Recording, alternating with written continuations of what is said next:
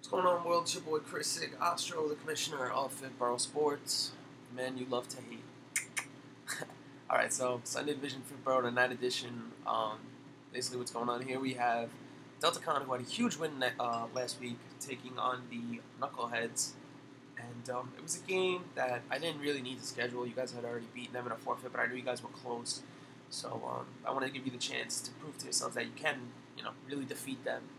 Because the Knuckleheads were kind of like your boys, and they were the former champions, so they probably looked down upon you. But you guys won fair and square, and we'll get more into the Knuckleheads in a few minutes. All right, Team Rugged had off last week. My boys had his birthday, and a lot of the guys on the team couldn't make it. So another commissioner spoke to him, got the schedule changed, and they have a doubleheader this week. They take on the Ball Breakers, who they haven't played yet. My boy Nick Dolce. And the Chirpers, which is always a great game versus Rugged, should be pretty intense, have a playoff feel, considering both of our records and how close things are in the Sunday Division and how good both of the teams are. But yes, I'm looking forward to. It's been a while since I played, so it should be pretty good. Knuckleheads are at 5-3. John Hood posted the bio saying they haven't lost in a few years in the regular season, and they seem to have lost a lot of games since then. They have off this week.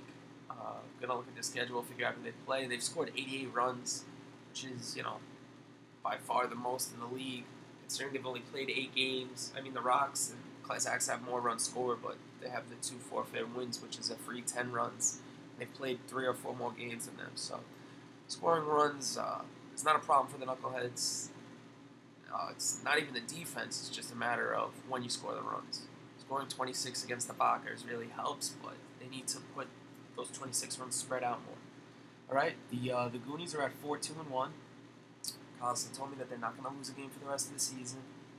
He's been working hard to get all of his team together, getting everyone on the same page. He's done a good job with that so far. The Goonies take on Sporting Wood this week. Should be an interesting game to say the least. Pitcher on Sporting Wood promises a perfect game. I said now with Jim Joyce behind the plate. Right, we already talked about the Chirpers. Disappointing loss last week against the Goonies. Goonies had a huge win. It's huge come playoff time. The two teams split. But the Chirpers take on Smoking Aces this week along with the Team Rugged. And we'll just see how it goes. If they can win both the games, they'll be at 6-3. Should be enough to get them in the playoffs. If they split, probably make the playoffs still. But if they lose both, they're in big trouble.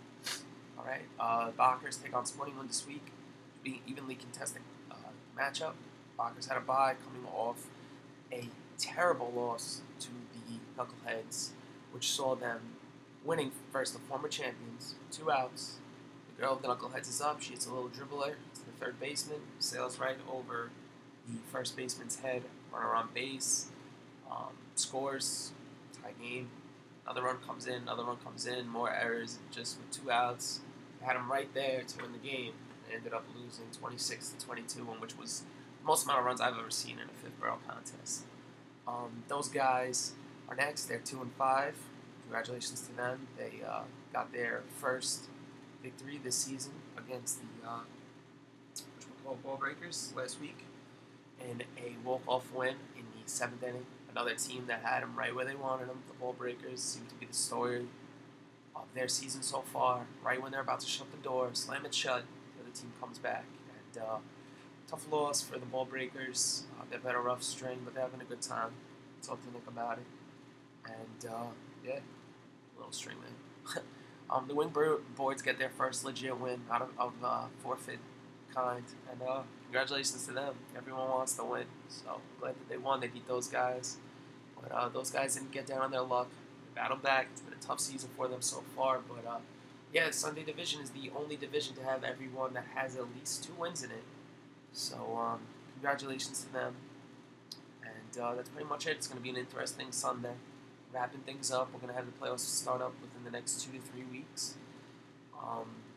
Basically, as I've said in the other videos, I'll get to this one too. 8 teams are going to make the playoffs in the A Division out of 20 weekend teams.